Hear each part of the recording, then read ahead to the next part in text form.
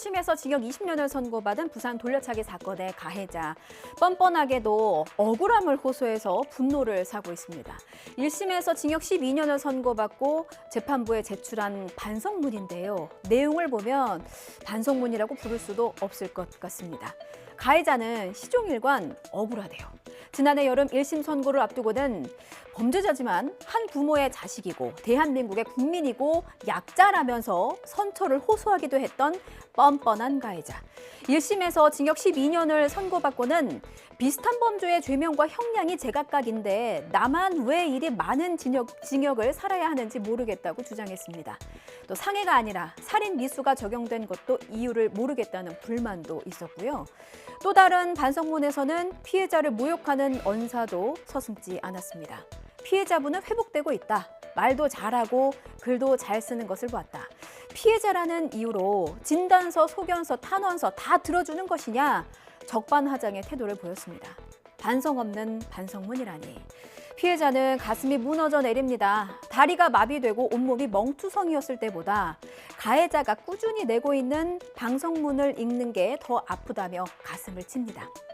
가해자는 불우한 가정 환경을 강조했고 재판부도 이를 반영해서 감경했습니다만 이거 하나는 명확히 해두죠. 가해자에게 범죄자 되라고 등 떠민 사람 아무도 없습니다. 불우하게 컸다고 다 범죄자 됩니까? 자신의 의지로 선택한 범죄입니다. 그에 따른 책임과 형벌 또한 마땅히 치르길 바랍니다. 네, 어제 인터넷을 뜨겁게 달군 사진 한 장 보시죠. 고속도로 한복판입니다. 이렇게 10m 높이의 방음터널 위에 사람이 한 명 서 있습니다. 위험천만 아슬아슬합니다. 혹시 귀신 아니야? 온갖 추측이 난무했습니다. 알고 보니 여중생이었어요. 노을 보려고 올라갔대요. 영상 함께 보시죠. 지난 11일 저녁 7시 40분쯤 경기 수원시 영동고속도로 방음터널입니다. 이곳을 지나던 운전자는 깜짝 놀랐대요. 워낙 순식간에 지나가서 잘 못 봤는데 방음터널 위에 아련했던 실루엣이 사람인지 헛것인지 도무지 모르겠더라는 거죠. 당시 이를 목격한 분들의 신고로 경찰이 출동했고 경찰이 여중생을 무사히 구조했습니다.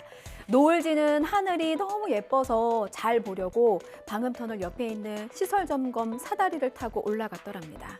경찰은 학생을 훈방 조치하고 부모에 인계했습니다. 보시는 것처럼 노을 참 이쁘죠? 인생도 그렇더라고요. 다양한 경험으로 삶을 채워서 이렇게 노을처럼 고운 색으로 물들이길 바랄게요. 다음에 노을 보고 싶을 때 이렇게 위험한 것 말고 상암동으로 오세요. 보시다시피 노을이 아주 기가 막힙니다. 다음 소식 보시겠습니다. 원희룡 국토부 장관이 지옥철로 불리는 김포 골드라인을 찾았습니다. 출퇴근 시간 혼잡도를 잡겠다면서 대책을 내놓은 지 한 달이 넘었거든요. 상황이 좀 나아졌나 직접 지하철을 타본 건데 어때 보이세요? 조금 나아졌다고는 하는데 요즘 날씨도 덥고 습하잖아요. 이 빽빽한 콩나물 시루에 낀 것 같은 고난의 출근길은 과거와는 별반 다를 것이 없어 보입니다. 윤혜리 기자의 보도 보시죠. 차 내부가 매우 혼잡하오니 다른 승객에 대한 배려와 안전을 확보 차원에서 출퇴근 시간대 2량짜리 꼬마 지하철이 발 디딜 틈 없이 가득 차 간신히 손을 뻗어 몸을 지탱하고 후덥지근한 온도에 이마에 땀이 송골송골 맺히는 모습은 이전과 크게 다르지 않습니다. 큰 변화는 없는 것 같아요. 조금 좋아지긴 한 것 같긴 한데 아직도 좀 개선해야 될 부분이나 이런 건 아직도 많다고 생각해요. 네, 엄청나게 달라진지는 모르겠어요. 왜냐면은 제가 맨날 이 출근 시간대에 타는데 누워있는 분 한 분 봐가지고 막 그렇게 체감이 있나 싶기는 해요. 다만 김포 골드라인 대체 수단으로 꼽히는 70번 버스 이용객들의 사정은 나아졌습니다. 무조건 역까지 마을버스를 타고 나가서 이렇게 이동을 해야 됐거든요. 근데 저게 생기고 나니까 이제 여기까지 한 번에 나올 수 있는 거예요. 네, 되게 편해졌어요. 네, 나오자마자 이제 좀 자면서 나올 수도 있고. 김포시는 지난달 말부터 서울 개화역 인근에서 김포공항까지 정체가 심한 2km 구간을 출퇴근 시간대 한시적으로 버스 전용 차로로 운행하고 있습니다. 버스 운행 횟수를 대폭 늘리고 전세 버스까지 동원하면서 하루 평균 승객 수는 700여 명에서 1,600여 명으로 대폭 늘었습니다. 버스 전용 차로 개통 전 최대 227%에 달했던 지하철 혼잡도는 평균 200% 아래로 떨어졌습니다. 객차 안에 타 있는 입장에서는 꽉 들어차는 것은 마찬가지이기 때문에 아직도 개선이 많이 필요한 것 같아요. 당장은 좀 버스로 김포공항까지 좀 분산을 시켜야 되겠고요. 하루빨리 5호선을 연장 개통해야 근본적으로 해결이 될 수 있을 것 같습니다. 살인적인 고리로 서민을 벼랑 끝으로 내몬 불법 사금융 범죄 조직이 검거됐습니다. 40만 원을 빌렸는데 7억을 갚으라고 했대요. 이자율이 연 5,000%입니다. 이거 뭐 칼만 안 들었지 악질도 이런 악질이 없습니다. 저급한 협박도 일삼았습니다. 피해자들 사진으로 수배 전단처럼 만들어서 협박하는가 하면 갓난아기의 사진까지 보내면서 돈을 뜯어냈어요. 이렇게 피덩이까지 불모로 잡아가면서 시간 단위로 수십만 원씩 연체료를 붙였습니다. 홍성욱 기자입니다.